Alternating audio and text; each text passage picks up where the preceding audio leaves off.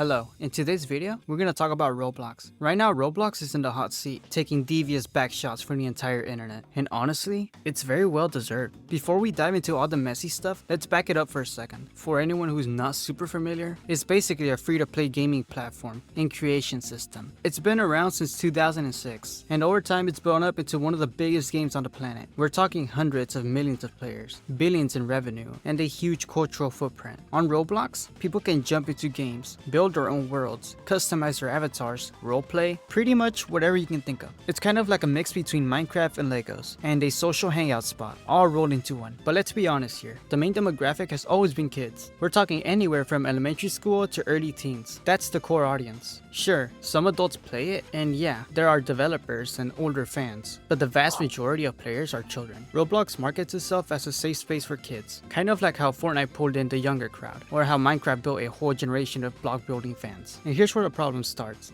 because wherever you've got a huge online space full of kids, you're also gonna attract people with really bad intentions. Roblox has millions of daily active players logging in from around the world, and unfortunately, it's no surprise that EDPs and creeps have been caught using the platform as a way to approach children. It's disturbing, it's gross, and it's an issue that Roblox has been criticized for over and over again. Now, Roblox does have moderation and reporting systems. They've got chat filters, content restrictions, and claims to have thousands of moderators working around the clock. But let's be real, anyone who's played Roblox for more than a few days knows how flawed those systems are, according to people who have played, because I personally don't play Roblox. People get banned for saying something harmless in chat, while EDPs somehow slip through the cracks. So you've got this massive imbalance where kids are at risk, and Roblox's so-called protections are full of holes. But thankfully, not everyone just stands by. The Roblox community actually has people with real human decency who decided to take matters into their own hands. And one of the biggest names to rise from this fight is Shlep. Now, Shlep isn't just some random guy making Roblox gameplay videos. He's a YouTuber who literally built his channel around Roblox, but instead of sticking to usual gameplay, roleplays, or funny skits, he started investigating. He exposed slimy adults who were using a kids game as a hunting ground, and I don't even need to tell you how disgusting that is. Over time, Schlep's work started blowing up. His videos weren't just entertaining, they were real investigations, actual EDP stings inside Roblox, and eventually he started collaborating with other EDP catching creators. Two of the biggest names he teamed up with is Alex Rose and Gideon. Together, they successfully exposed 6 predators using Roblox. 6 different people who thought they could sneak into a kids game and groom minors. Caught, exposed, and handed over to authorities. And also handed Roblox all the evidence they needed about the suspect. That's huge. That's real change. That's the kind of thing you'd expect Roblox to support, right?